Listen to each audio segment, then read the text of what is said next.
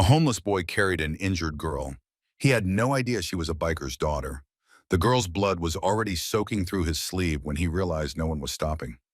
Headlights flashed past them fast and indifferent, illuminating the wreck for half a second at a time. The twisted car nosed down in the ditch, the guardrail bent open like it had given up. The girl lying on the asphalt trying not to scream because every breath hurt. She was getting lighter. That was the moment he knew waiting would kill her. The road was empty in the way that lied to you. 2 lanes, no streetlights, forest pressed close on both sides. The kind of highway people trusted because it looked simple. The kind where accidents happened quietly and stayed that way.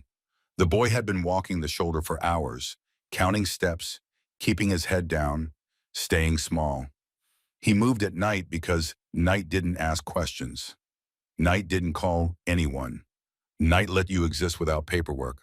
The crash came out of nowhere.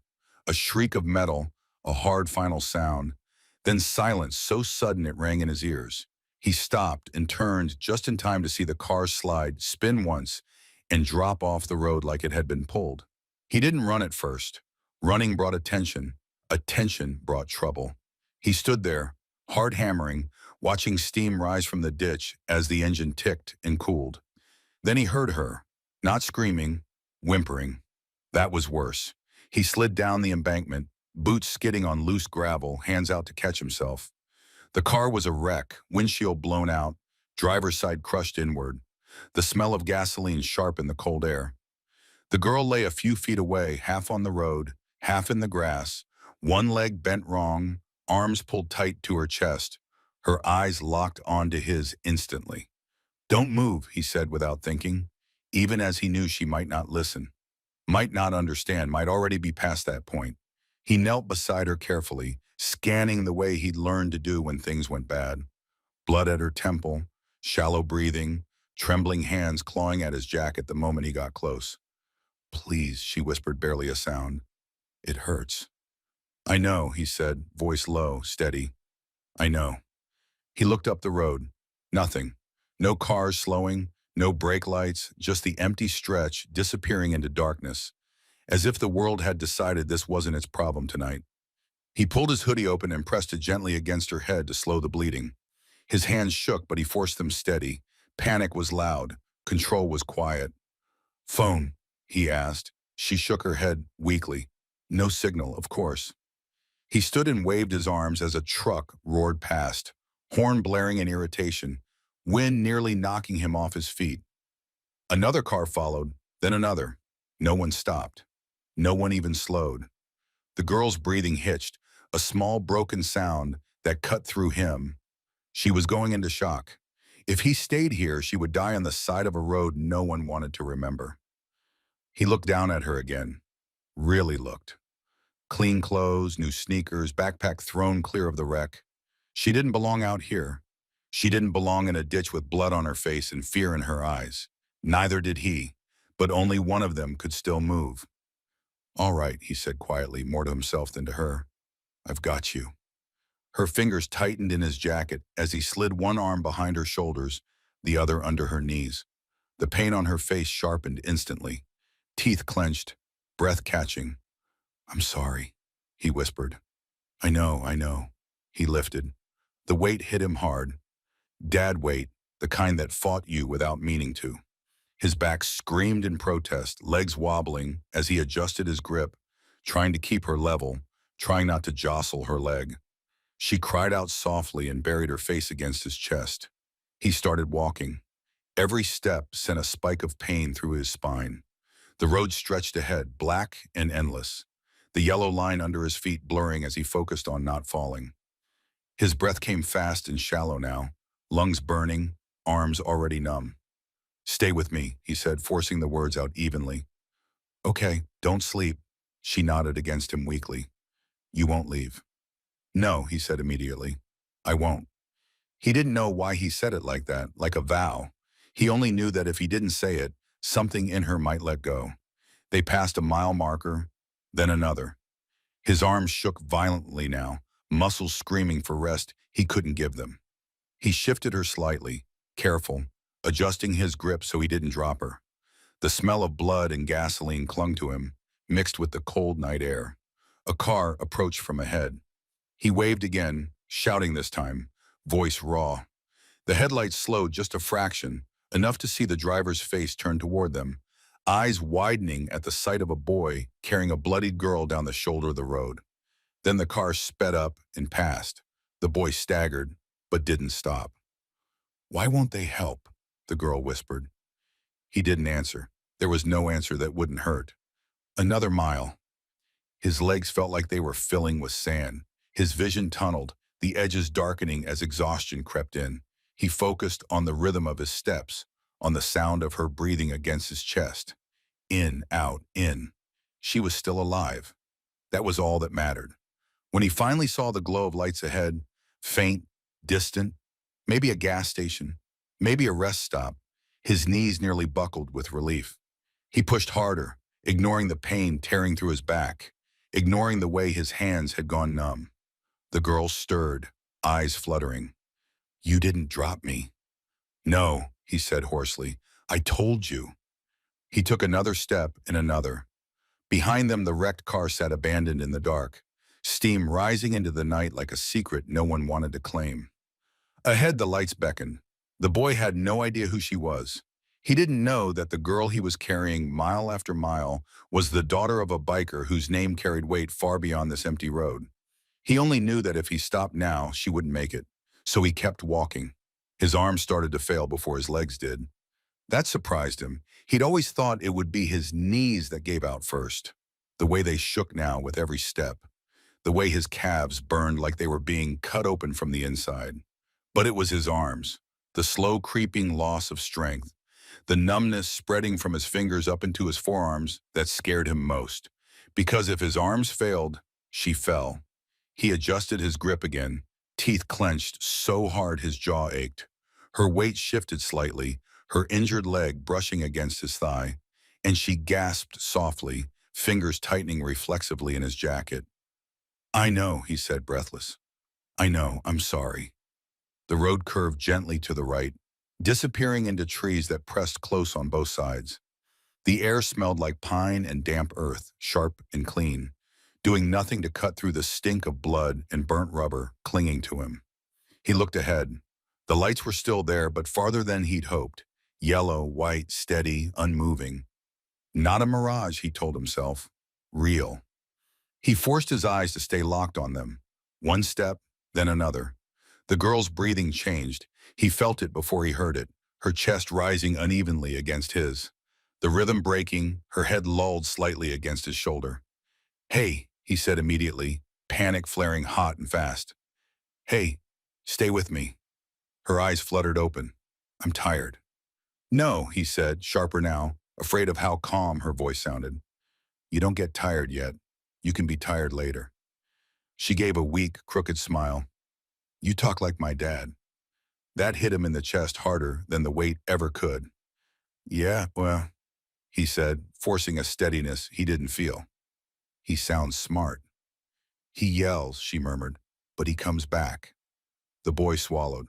"Good," he said quietly. "Then you come back too." She nodded barely.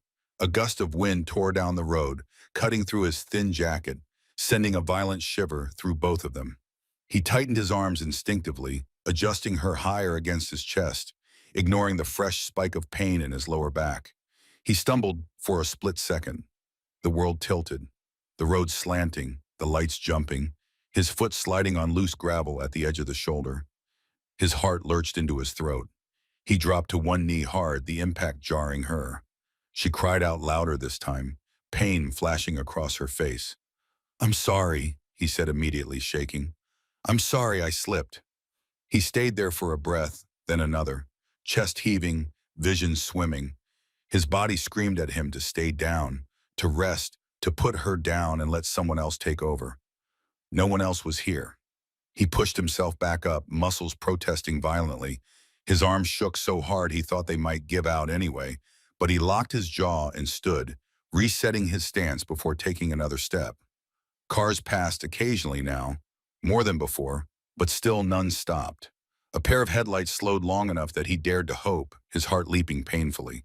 The car swerved slightly to give them more space, then kept going. He laughed once, a short broken sound that surprised even him. Figures, he muttered. The girl shifted weakly. Are we there? Almost, he lied. Another mile marker passed.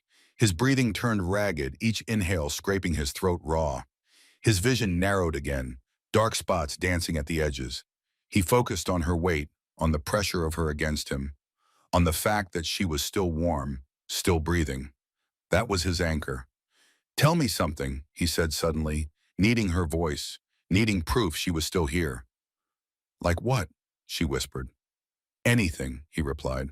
Your favorite food, a movie, something dumb. She was quiet for a moment, then murmured, pancakes with too much syrup. He huffed softly. That is dumb. She smiled faintly against his chest. You asked. Fair, he said. The lights grew brighter now, close enough that he could see their source. An all-night gas station at the edge of the highway, pumps glowing like beacons. A convenience store squat and solid beyond them. Relief hit him so hard his knees nearly buckled again. We're there, he said hoarsely. You see the lights? She nodded weakly. He crossed the last stretch of road in a daze, adrenaline dragging him forward when his body had nothing left to give. As soon as his foot hit the edge of the gas station lot, he shouted, Help! His voice cracked. Please help. A man near the pumps turned, startled. Another looked up from his phone. Someone dropped a cup. Jesus, a woman said, already moving. What happened? The boy staggered another step and finally let himself slow. His arms were numb now, hands barely responding as he lowered her carefully to the concrete. Every movement deliberate despite the shaking. She crashed, he said, words tumbling out. Back there, no signal. I carried her. Someone knelt beside the girl immediately, hands gentle, voice firm. Hey, you're okay. We've got you. The girl's eyes closed for a moment, then opened again, searching wildly until they found him. You didn't leave, she whispered. He shook his head, too exhausted to speak. Sirens wailed in the distance now, closer than before. Someone was already on the phone, shouting directions, waving a car over. The boy stood there for half a second longer, chest heaving, watching strangers surround her with blankets and hands and voices. Then his legs gave out. He dropped back onto the curb hard, vision going white for a moment, pain exploding through his spine and shoulders. He bent forward, elbows on his knees, trying not to pass out. No one noticed him right away. That was fine. As the ambulance lights finally washed over the gas station, red and blue flashing against the pumps and windows, the girl was lifted carefully onto a stretcher, oxygen mask pressed to her face. She turned her head slightly, eyes finding him one last time. Thank you, she said, barely audible. He nodded once, unable to trust his voice. As soon as the doors closed and the paramedics climbed inside, the boy stood unsteadily and took a step back, then another. No one stopped him. By the time the ambulance pulled away, sirens screaming into the night, he was already moving toward the darkness beyond the gas station, back hunched, arms hanging uselessly at his sides. He didn't look back. He didn't know that inside that ambulance, the girl was being stabilized by professionals who would soon call a number she knew by heart. He didn't know that on the other end of that call was a man whose voice would go very quiet when he heard how far his daughter had been carried. He only knew that she was ailing and that his body was done. So he disappeared into the night the only way he knew how before anyone could decide what to do with him. She didn't lose consciousness in the ambulance. That surprised the paramedics. Her blood pressure was low, pulse fast and uneven, oxygen saturation climbing only because of the mask pressed to her face. But her eyes stayed open, tracking movement, locking onto faces as if she was afraid that if she blinked too long, the world might drop her again. Hey, one of them said gently. You're doing great. What's your name? She gave it. And how old are you? She answered, voice thin but steady. Who carried you, Babrish? The paramedic asked while adjusting the IV. Her eyes shifted toward the closed doors, toward where the darkness they'd just driven away from. The boy, she said. He didn't put me down. That got a look. How far did he carry you? The other paramedic asked. She swallowed, throat working. A long way. They exchanged glances but didn't push. When they rolled her into the emergency bay, The night fractured into light and noise. Doctors moved fast. Orders snapped back and forth. Her clothes were cut away, hands probing carefully, cataloging damage with professional speed. Through it all, her eyes searched. "Hey," a nurse said softly, catching the look. "You're safe. He got you here. We've got you now." The girl nodded, but something didn't ease, because safe wasn't the same as finished. Across town, in a garage that smelled like oil and metal and old leather, a man stood very still with his phone pressed to his ear. He didn't interrupt, didn't pace, didn't swear. He listened. "Yes," he said once, and another pause. "How far?" he asked. The voice on the other end hesitated. "They're saying miles. Multiple." The man closed his eyes. Miles meant choices. Miles meant time. Miles meant that someone had decided again and again not to stop. "Did he stay?" the man asked. "No," the voice replied. "He left as soon as the ambulance pulled out." The man exhaled slowly, the sound controlled but heavy. "Find him," he said. "Cops are already asking." "I know," the man cut in calmly. "I don't want them finding him first." "Why?" "Because boys who do things like that don't trust people who wear badges," the man replied. "And if he thinks he's being hunted, he'll run until he breaks." Silence on the line. "Quiet," the man added. "No uniforms, no questions that sound like accusations." "How?" The man looked at the bikes lined up against the far wall. Not all of them, just the ones that happened to be there tonight. Men and women who knew how to move without being noticed. "You listen," he said. "You ask who saw a kid with blood on his clothes? Who saw someone walking like his body was done? You don't corner him. You don't touch him. And if he doesn't want to be found," the man's voice softened just a fraction, "then you make sure he doesn't die before morning." Under the overpass 2 miles from the Binge station, the boy sat hunched against a concrete pillar, head resting against the cold surface, breath shallow and uneven. The adrenaline was gone now. That was the dangerous part. His arms throbbed with a deep, relentless ache, muscles screaming every time he tried to move them. His back felt like it had been split open and glued back together. Wrong. His hands were swollen, fingers stiff and trembling as he tried to flex them. He pressed his forehead to his knees and focused on breathing. In, out. The image kept coming back anyway. Her weight, the sound she made when he stumbled, the way her voice had gone quiet and scared him more than screaming ever could. "She's alive," he whispered to himself. "She's alive." That had to be enough. He shifted slightly, trying to get comfortable, and hissed as pain flared down his spine. He wrapped his arms around his torso, shaking now. Not from cold, but from delayed shock. He didn't hear the motorcycle at first. The engine was too controlled, too low. By the time he registered it, it had already stopped a good distance away. His head snapped up, heart slamming. A figure stood near the edge of the light cast by the street lamp, not approaching, not calling out, just there. The boy pushed himself to his feet, legs unsteady, eyes locked on the stranger. "You need help," the man said calmly. The boy took a step back. "I'm fine." The man didn't move closer. "You carried someone a long way tonight." The boy's jaw tightened. "You with the coos?" The man shook his head. "No, social services." Another shake. "No." "Then why are you here?" The man held up his hands, palms open. "Because someone told me there's a kid under this bridge who won't make it through the night if he doesn't warm up." The boy laughed weakly. "You don't know me." "No," the man agreed, "but I know what it costs to do what you did." Silence stretched between them, filled only by distant traffic and the hum of the city that didn't care how close it had come to losing 2 lives instead of one. "She's alive," the boy said suddenly, voice rough. "Right," the man nodded. "She is." The boy sagged slightly, relief crashing into him so hard he had to grab the concrete pillar to stay upright. "I didn't drop her," he said as if that mattered. "I didn't." "I know," the man replied. "That's why I'm not grabbing you." The boy stared at him, trying to see the angle. "I don't want trouble." "You didn't make any," the man said. "You just refused to walk away." The boy looked past him toward the darkness beyond the bridge. "People always want something." The man nodded. "Most do. And you?" The man reached into his jacket slowly and pulled out a pair of gloves, setting them on the edge of the light between them. I want you to keep your hands. The boy didn't move. They're yours or they're not, the man said. I won't care either way. The boy stared at the gloves for a long moment. Then he picked them up. They were warm.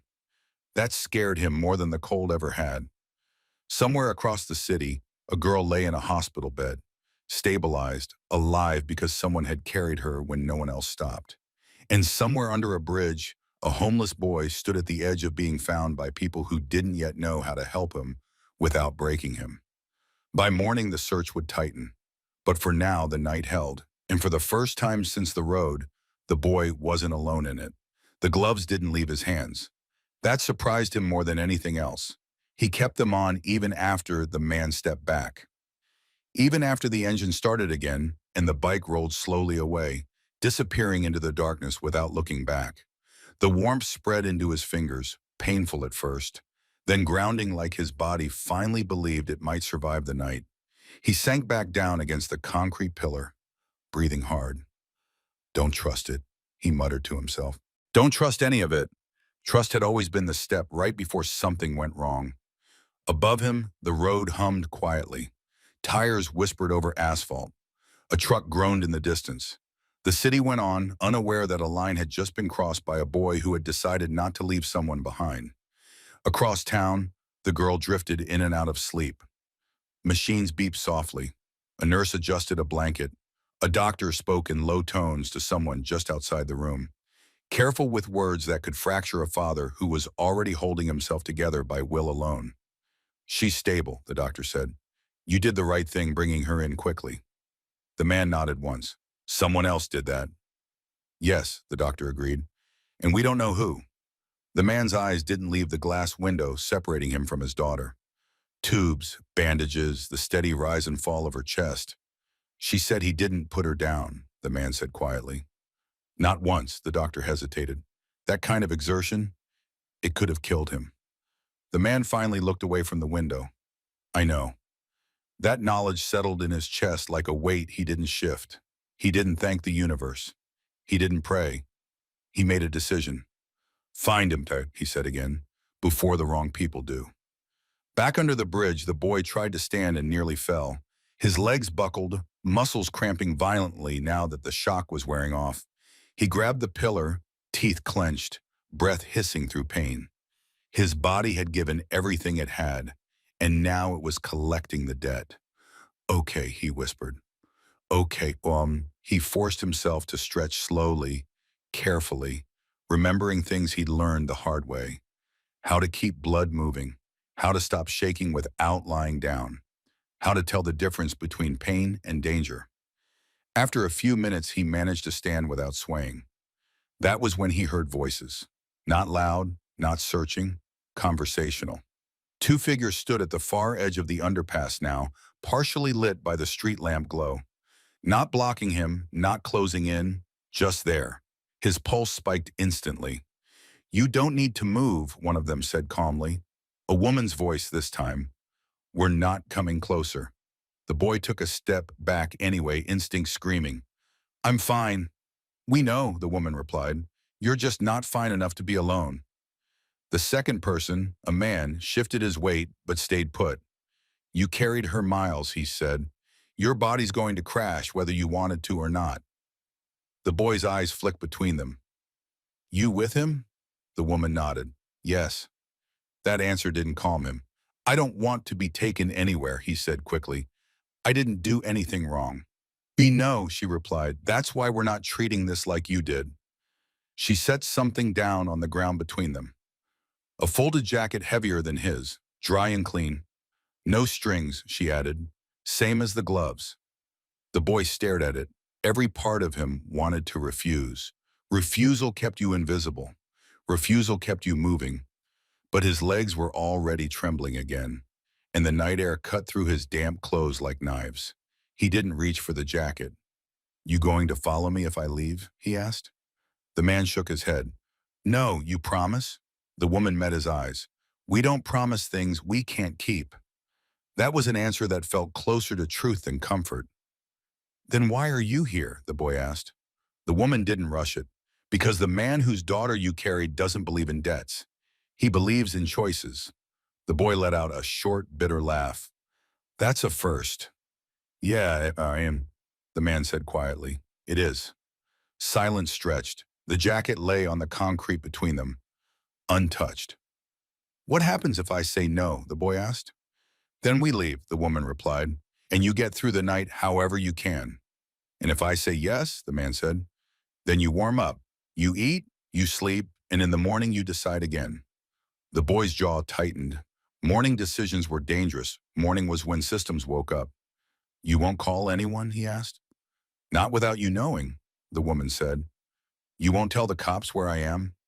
No, you won't make this into a story. The man shook his head. That's already happening without you. This is about keeping you intact. The boy looked down at his hands. The gloves were still there, still warm, still real. He bent slowly and picked up the jacket. It was heavier than his.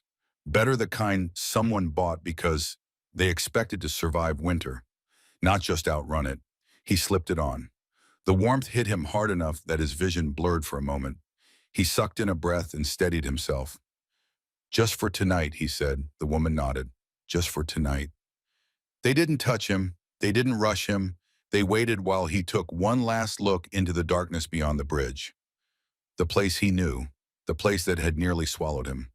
Then he turned and walked with them, step by careful step, away from the road he'd carried her down. Behind him, the underpass fell quiet again. Ahead, lights waited, not bright, not demanding, just steady. And for the first time since he'd lifted her broken body off the asphalt, the boy allowed himself to believe that surviving the night might not be the hardest part of what came next. They didn't take him far. That mattered more than he wanted to admit. The ride was quiet, the motorcycle moving slow and steady through back streets that avoided cameras and questions. He sat behind the woman, hands resting lightly against her sides, not gripping, not bracing, just there. Every bump sent a dull protest through his back and arms, but the pain felt different now. Contained, manageable. They stopped at a low building tucked between a closed tire shop and a chain-link fence dusted with frost. Lights glowed inside, warm but not bright. Nothing about the place announced itself. Inside, heat wrapped around him immediately. Not blasting, not aggressive, just enough to remind his body what it felt like not to be in danger. His knees wobbled, and he caught himself on a workbench, embarrassed by the weakness. No one commented. A gray-haired man looked up from a table cluttered with medical supplies and froze when he saw the boy's posture, the way he favored one side. Sit, the man said, already moving. Not a command, an assessment. The boy sat. Hands worked quickly and carefully, cutting away damp fabric, cleaning dried blood, checking for swelling, bruising, things that hid under adrenaline. The man didn't ask his name, didn't ask how old he was, didn't ask where he'd been sleeping. You're lucky, the man said quietly. Another hour and your muscles would have started locking up for good. The boy shrugged weakly. Didn't feel lucky. The man snorted. Never does. Someone set a bowl of soup in front of him. Steam rose rich and real. He stared at it for a moment, dizzy with the smell, then forced himself to eat slowly, carefully, the way you did when your body had been running on fumes. Across the room, the woman who'd ridden with him leaned against the wall, arms crossed loosely, eyes on nothing in particular, not watching him, watching the space. After a while, the man who'd first spoken to him, the one whose voice had carried authority without threat, stepped closer. She's awake, he said quietly. Doctors say she's stable, broken leg, concussion, but she's going to be okay. The boy nodded, relief hitting him in a wave that made his hands shake. Good. She asked about you, the man added. Didn't ask your name. Just wanted to know if you stopped walking. The boy looked down at the bowl. I didn't. I know, the man said. Silence settled between them, heavy but not uncomfortable. What happens now? The boy asked finally. The man didn't rush the answer. Tonight you sleep.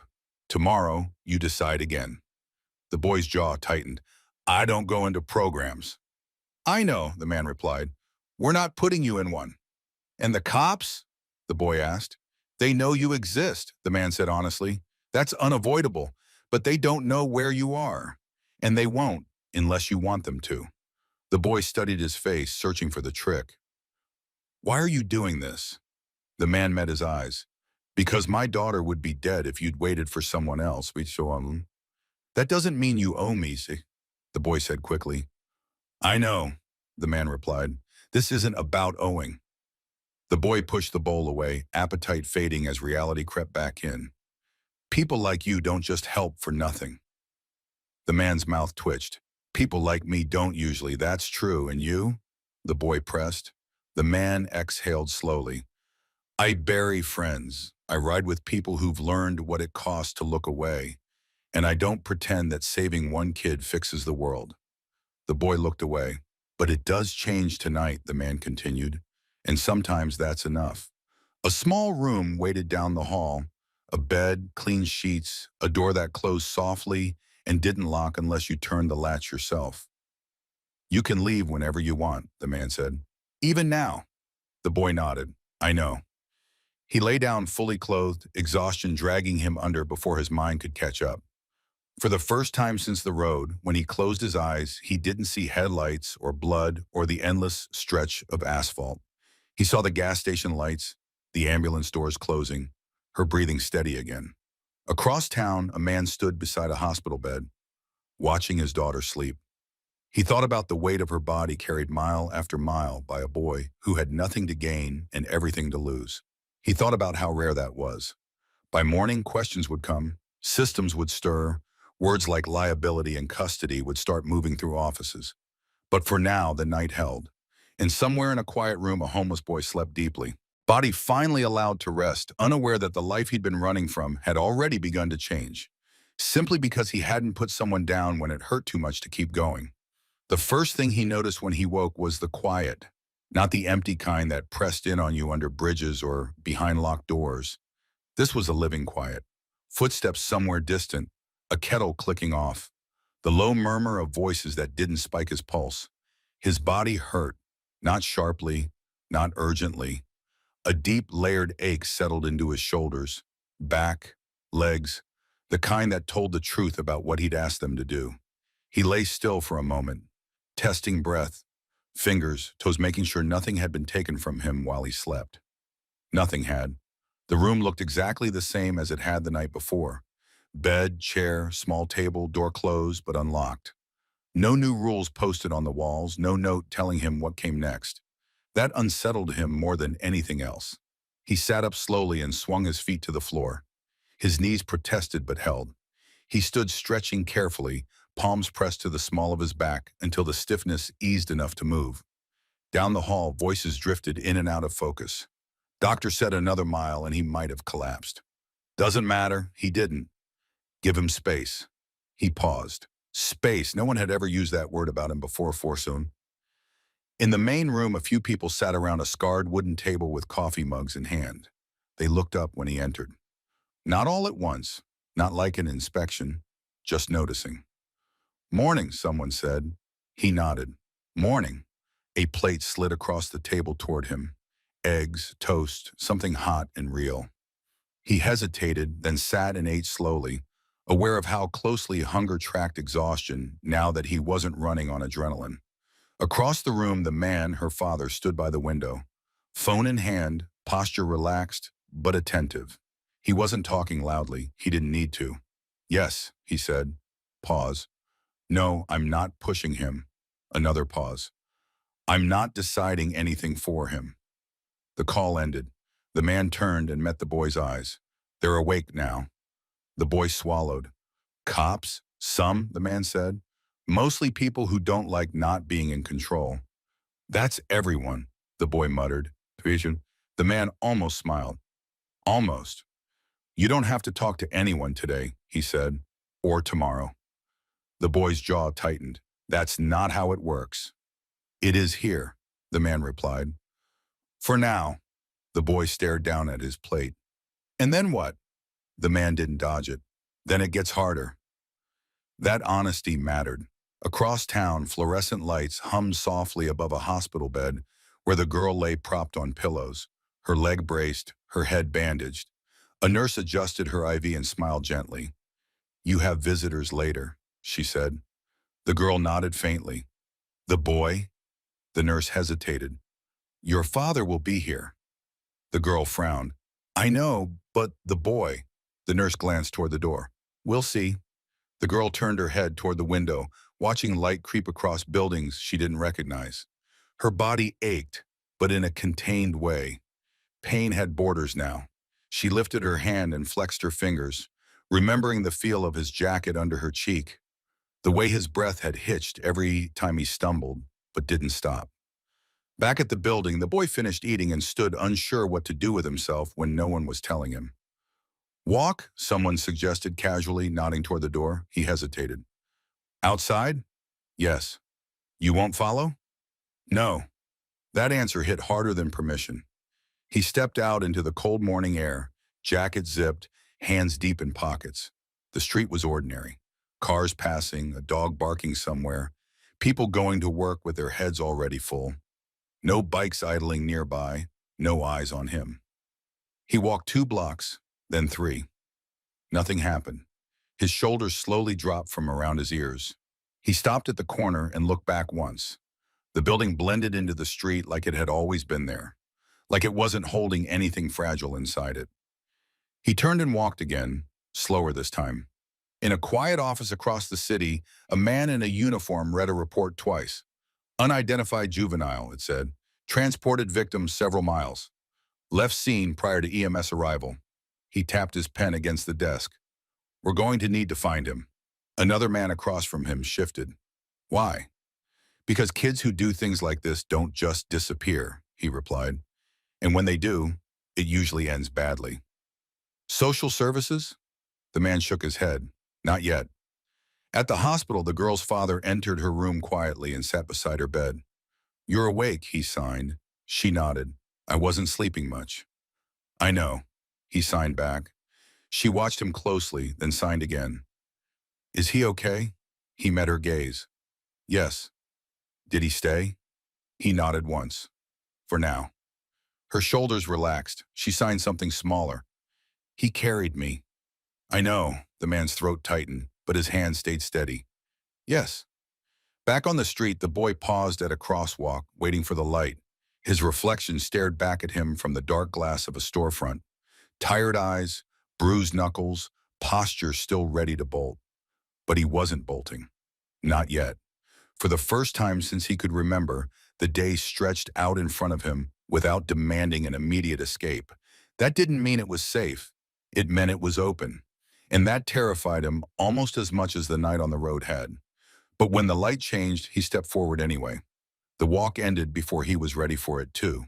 Not because his legs gave out, though they threatened to, but because the city shifted around him in a way he couldn't ignore. Sirens somewhere distant, a police cruiser idling too long at a light, a man in a reflective vest watching him cross the street and then looking away too deliberately.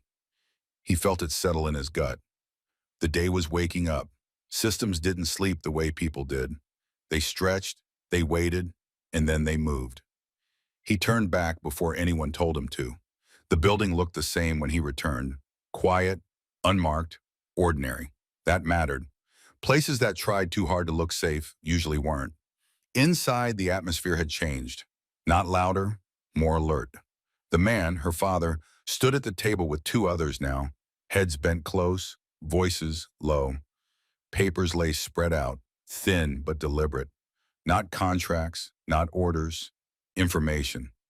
The boy stopped just inside the doorway. No one rushed him. That was the first good sign. "You didn't have to come back," the man said without turning. "I know," the boy replied, "but I wanted to see what it felt like." The man looked up then, and the boy thought for a moment like I was being watched. The man nodded. "You were that honesty again. No sugar, no pretending." One of the others, a woman with sharp eyes and a posture that suggested she didn't miss details, closed the folder in front of her. "We've got movement." The boy's shoulders tightened. "Cops?" "Not yet," she said. "Paperwork first. That's always how it starts." The man turned to the boy. "This is the part I don't like." "Because it gets loud?" the boy asked. "Because it gets polite," the man replied. and polite pressure is harder to see coming. The boy leaned against the wall, arms crossed. They want to put me somewhere. Yes, call it help. Yes, say it's temporary. Yes. The man watched him carefully. You've heard this before.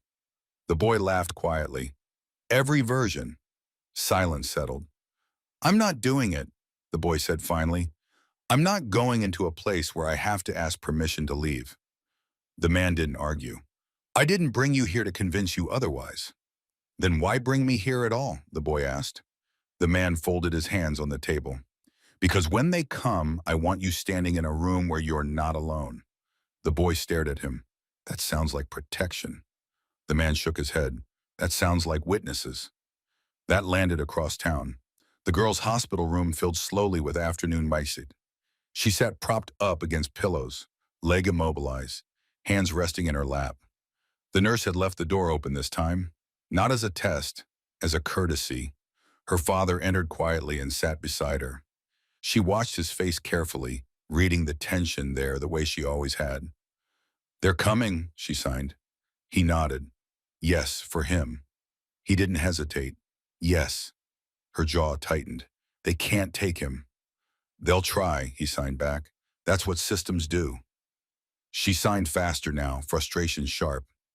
He didn't do anything wrong. Neither did you, he answered gently. She stilled, then signed something smaller. He carried me. The man swallowed. I know. Miles, I know. She looked away, eyes bright with emotion. She didn't bother to hide. People like him don't get choices.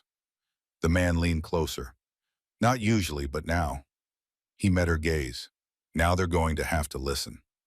Back at the building, the knock came. 3 slow taps, measured, confident. The boy felt his heart rate spike, and then steady. He didn't move. The man didn't move either. One of you want to open it? The woman asked quietly. The man shook his head. Not yet. The knock came again. This is child services. We'd like to talk, a voice called through the door. The boy let out a breath. Here we go. The man met his eyes. You don't have to say anything. I know, the boy said then, after a moment, but I'm going to. That surprised the room. You sure? The woman asked. The boy nodded. If I don't, they'll decide I can't. The man studied him for a long moment, then stepped aside. Not forward, aside. The boy walked to the door and opened it. 2 people stood there, calm faces, clipboards held just low enough to seem harmless. Hi, the woman said. We're here to make sure you're safe. The boy met her gaze. I am. She blinked. We'd like to talk about next steps.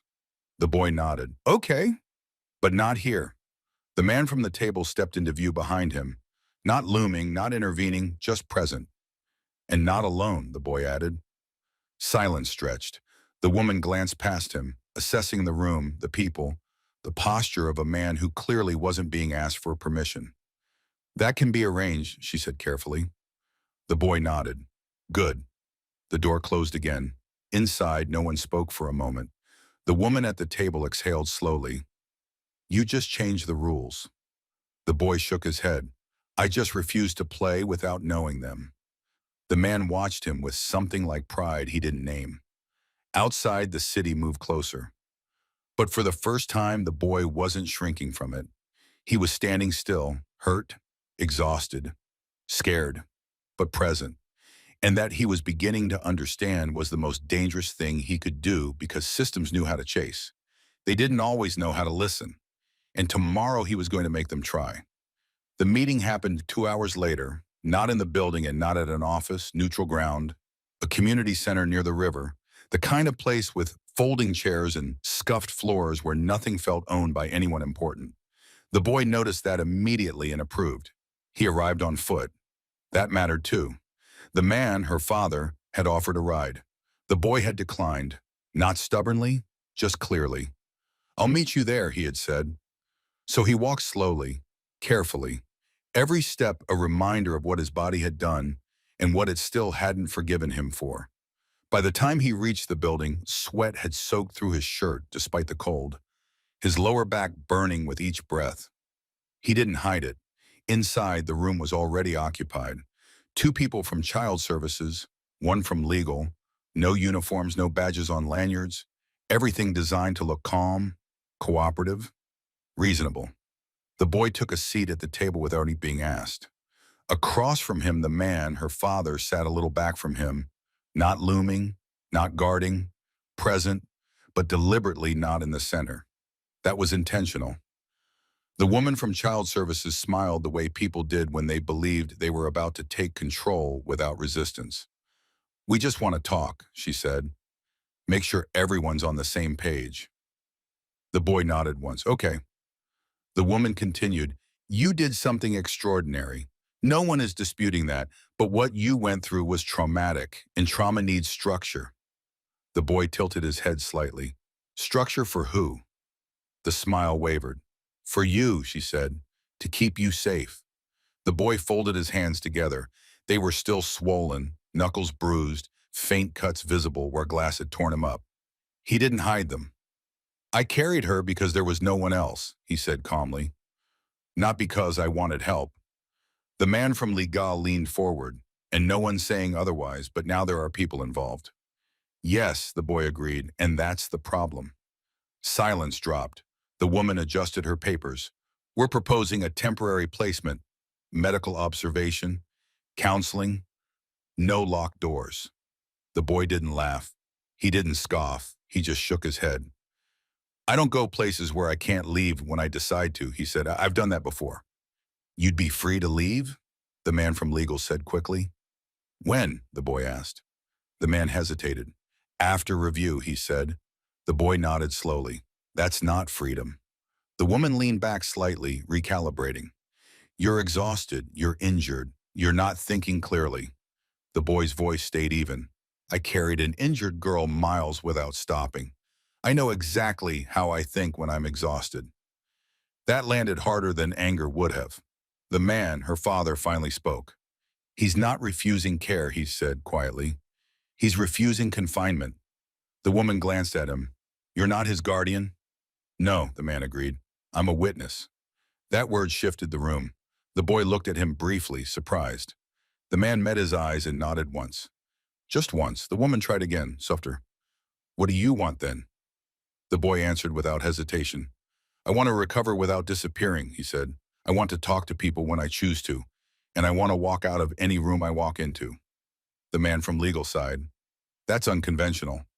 "So is leaving a kid bleeding in a ditch," the boy replied. Silence again. From the corner of the room, a fourth chair scraped softly. The girl had insisted on coming. She sat there now, leg braced, crutches leaned against the wall, eyes sharp despite the pain she carried quietly.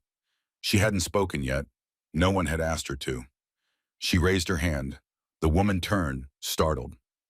"Sweetheart, you don't need to." The girl began signing. Her movements were slower than usual because of the injury, but clear, deliberate, every word shaped with intent. "He didn't stop when he could have. He didn't put me down when it hurt. If you put him somewhere he can't leave, you are punishing him for staying." The room went still. The interpreter, seated beside her ear, swallowed before speaking aloud. The woman from child services blinked. "We're not punishing." The girl interrupted with sharper signs.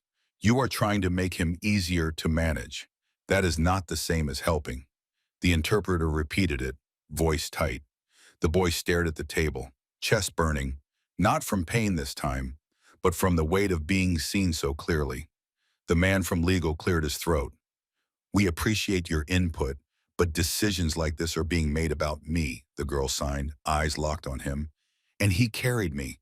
I get to speak." No one argued that. The woman closed her folder slowly. "Right," she said.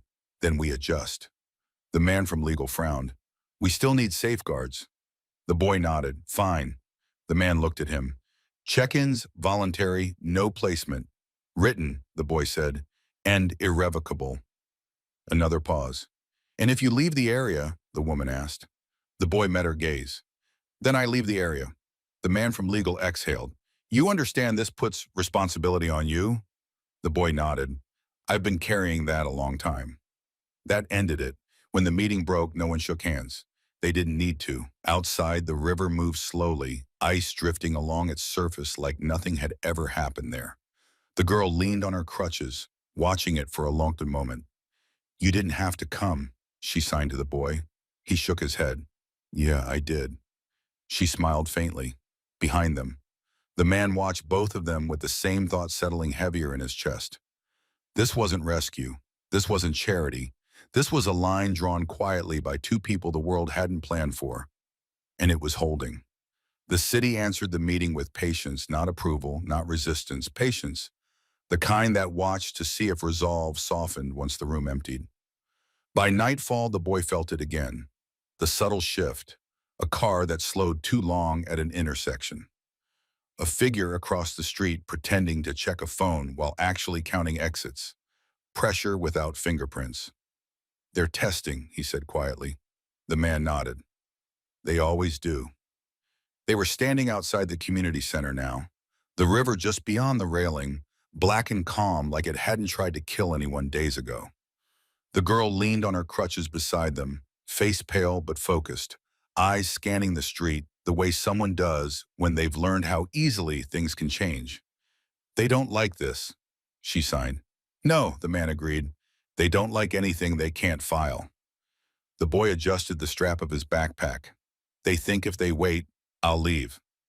"Will you, bail?" the man asked. The boy considered it honest, unflinching. "Not tonight." That was enough. Later, back at the building, the call finally came.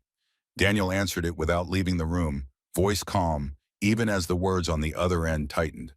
"Yes." Pause. "No, he hasn't changed his position." Another pause longer. "I understand your concern." Silence. "No." He ended the call and set the phone down. "They're escalating," he said. The boy nodded. "How?" "By reframing," Daniel replied. "They'll stop talking about placement. Start talking about risk, liability, duty of care." The boy let out a short breath. "That's when they start saying I'm dangerous." "Yes," Daniel said, "or vulnerable or incapable. Whatever fits." Lena's hands moved sharply. "He's not a problem," Daniel answered without hesitation. "I know." The boy leaned back against the counter, feeling the fatigue sink into his bones again. "What happens if they decide to force it?" Daniel didn't lie. "Then it gets loud." The boy's eyes flicked up. "I don't want that." "I know," Daniel said. "That's why it hasn't." Silence stretched between them, filled with the quiet hum of the building and the distant sound of traffic. The boy thought about the road again, the weight of her body, the way every step had been a choice.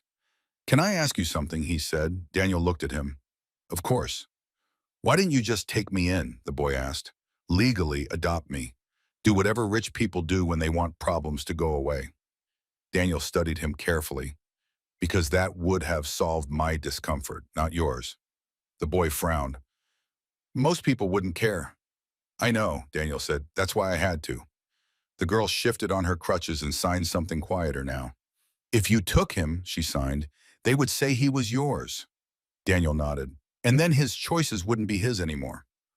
The boy felt that land deep. That night, sleep came lighter. He lay on the bed, staring at the ceiling, listening to the building settle, thinking about how strange it was to be fought over without being owned. Systems circling, unsure how to label him. People with power choosing restraint instead of convenience. He didn't know how long that would last. In an office across town, a woman read the updated notes from the meeting again. The girl's statement, the boy's refusal, the father's position as witness instead of guardian. "This is messy," she said. Her supervisor nodded. "Yes, and if he disappears?" "He hasn't," the supervisor replied. "That's the point." The woman leaned back uncomfortable. "We don't usually let kids decide like this," the supervisor met her gaze. "We don't usually let kids carry other kids for miles either." Silence. "Monitor," the supervisor said finally. "Don't provoke. Don't rush. If he runs, we document. If he stays, we adjust." The woman nodded slowly. "And if the press finds out?" "They will," the supervisor said, "but not from us." Back at the building, the boy finally slept, not deeply but honestly. He dreamed of walking, not carrying, not being chased, just walking. The road stretching out ahead without demanding anything. In the morning, the girl sat beside him at the table, drawing again. Movements careful but sure. They're still there, Lena signed softly, meaning the pressure, not the people. He nodded. Yeah, but you are too. He smiled faintly. Yeah. Outside, the river kept moving, ice breaking and reforming in slow, patient patterns. The world hadn't fixed itself, but it had stopped trying to erase him. And for someone who had spent his life running from decisions made without him, that pause, thin and fragile as it was, felt like the beginning of something he hadn't known how to name. By the next morning, the pressure stopped circling. It stepped forward. The boy felt it before anyone said anything. Not fear, clarity, the kind that came when people decided waiting wasn't working anymore. Daniel was on the phone again when the boy came into the room. This time his voice was tighter, more deliberate. Yes, pause. No, that won't be acceptable. Another pause. If you do that, you force this into the open. The call ended. Daniel didn't sit down. They're changing tactics, he said. The boy leaned against the doorway. How? They're calling it a welfare intervention, Daniel replied. They'll say they're obligated, that they don't have a choice. The boy's jaw tightened. They always say that right before they take you. Yes, Daniel said, which is why this is the moment. Lena looked up from the table, pen still in her hand. Moment for what? She signed. Daniel answered her first. For him to be seen, not protected. Seen. The boy frowned. I don't want a spotlight. Daniel nodded. Neither do I, but there's a difference between noise and witnesses. He reached into a folder on the counter and pulled out a single sheet of paper. No logos, no letterhead, just typed words and signatures. This is a statement, Daniel said. Not to the press, to the record. The boy took it cautiously, reading. It described the road, the distance, the refusal to leave her, the choice to carry her instead of waiting. No praise, no adjectives, just facts. What happens if I sign this? The boy asked. Daniel didn't sugarcoat it. They stop being able to pretend you're confused or manipulated or incapable of deciding for yourself. And if I don't, then they'll decide you can't, Daniel replied. Silence fell heavy. Lena stood and moved closer to the boy, careful with her crutches. She read the page over his shoulder slowly, then signed. This is what you did. They can't change that. The boy stared at the paper for a long time. He thought about the road, about the weight burning through his arms, about how many times he could have stopped and didn't. I don't want them owning my story, he said quietly. Daniel met his eyes. Then you tell it first. That was the difference. The boy picked up the pen. His hand shook, not with fear, but with the unfamiliar feeling of permanence. He signed his name, slow and careful, as if the letters mattered more than they ever had before. They did. Almost immediately, there was another knock. Not loud, not polite. Official. Daniel didn't open the door right away. He looked at the boy instead. You ready? The boy nodded. Yeah. Daniel opened the door. Two officers stood there, posture formal but restrained. Behind them, a woman from Child Services waited, clipboard in hand, eyes alert. We're here to conduct a welfare check, she said. Daniel stepped aside without blocking the doorway. He's here. The boy walked forward on his own. I'm not leaving, he said before anyone could speak. And I'm not refusing help. I'm refusing custody. The woman blinked. You're a minor. I carried another minor for miles because no one else would, the boy replied. You can write that down. One of the officers shifted uncomfortably. Daniel handed the woman the signed statement. Add this to your report, he said calmly. She scanned it quickly, then more slowly. The room changed. This wasn't a runaway. This wasn't a victim without agency. This was a witness with a record. We'll need to review this, the woman said. Of course, Daniel replied, and you'll document that he declined placement. The woman hesitated. There may be consequences. The boy nodded. There already were. I carried them. That ended the conversation. They left without taking him, without touching him, without raising their voices. When the door closed, the boy let out a breath he hadn't realized he was holding. Lena signed quickly, excitement cutting through exhaustion. You didn't bend. The boy laughed quietly. I almost did. Daniel placed a hand briefly on his shoulder. No pressure, no claim, just acknowledgement. That was the hardest part, he said. The boy looked down at his hands, still scarred, still healing. What happens now? Daniel answered honestly. Now they wait, and so do we. Outside, the city kept moving. Cars passed. People went to work. The river flowed as it always had, but somewhere in its current, something had changed. For the first time, the boy hadn't run. He hadn't been taken. He had stood still, and the world had moved around him instead. The reaction didn't come right away. That was the unsettling part. No follow-up calls, no sudden visits, no urgent emails trying to walk things back. Just silence. The boy felt it settle over the building like a held breath. Systems recalibrating, deciding whether pushing again would cost more than it was worth. He'd lived long enough inside gaps to recognize that pause. They're regrouping, he said quietly. Daniel nodded. Yes. Lena sat at the table, legs stretched carefully, flipping through the notebook she'd been sketching in since the hospital.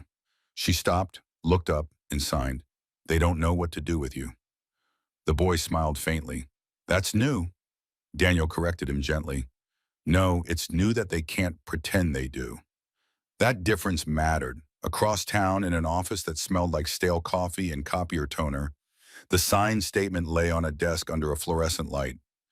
3 people read it in silence, each noticing a different thing. One saw liability, one saw precedent, one saw a problem that refused to fit neatly into policy language. He declined placement clearly, one of them said at last. Yes, another replied in documented agency. The third leaned back. Which means if we push now and it goes wrong, it's on us, the first finished. Silence again.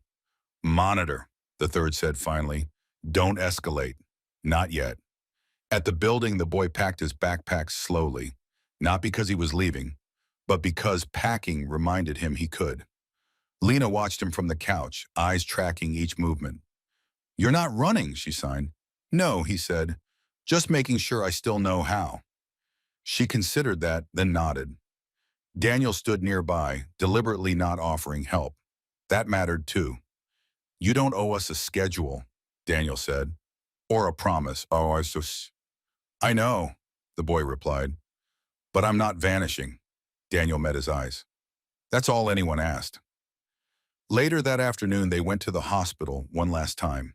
Not through side doors, not quietly, just walking in. The girl lay propped against pillows, leg braced, color back in her face. When she saw them, her expression softened. Not relief exactly, but recognition.